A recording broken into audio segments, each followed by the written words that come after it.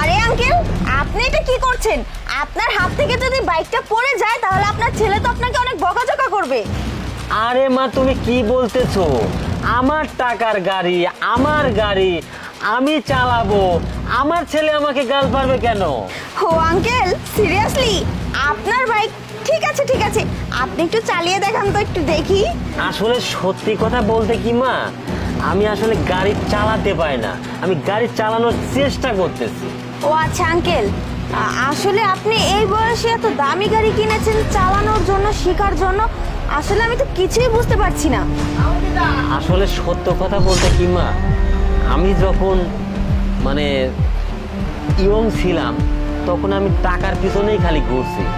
Main কথা কি, মানে দাঁত থাকতে দাঁতের মর্যাদাটা বুঝি নাই।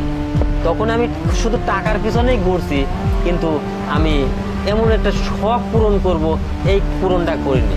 আজ আমার টাকা হয়েছে, সব কিছু হয়েছে, তো আমি আজকে গাড়ি কিনেও আজকে গাড়ি চালানো মানে পারতেছি না।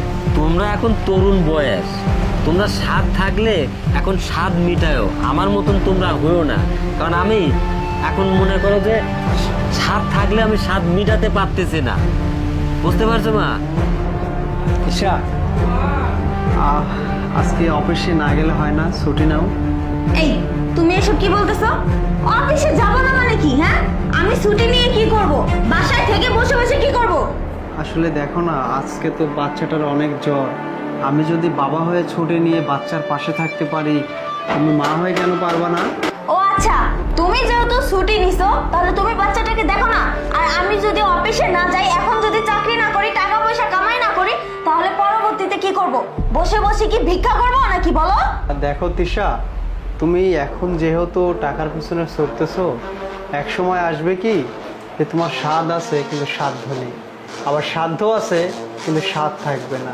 তাই বলি কি, টাকার পিছনে না ছুটে একটু ফ্যামিলিতে, বাচ্চা, স্বামী, এদেরকে একটু সময় দাও, দেখবা ফ্যামিলিটা খুব হ্যাপি থাকবে। হয়েছে হয়েছে, তোমার এইসব ডায়লগ অভিনয় বন্ধ করো, আমি আসি। তিশা, ও না কোনোদিন আর শুধরাবে না। কি হলো মা, তুমি কথা বলছো না কেন? হ্যাঁ আঙ্কেল, আপনি ঠিক কথাই বলেছেন। কথায় আছে না, স্বাদ থাকতে সাধ্য থাকে না, সাধ্য থাকলে স্বাদ থাকে না। এটাই হলো মানুষের জীবন। যাই হোক, আপনার কথাগুলো আমার কাছে ভালো লেগেছে। আপনার থেকে আমি কিছু শিক্ষা পেয়েছি। আপনি গাড়িটা সাবধানেই চালাবেন, ঠিক আছে?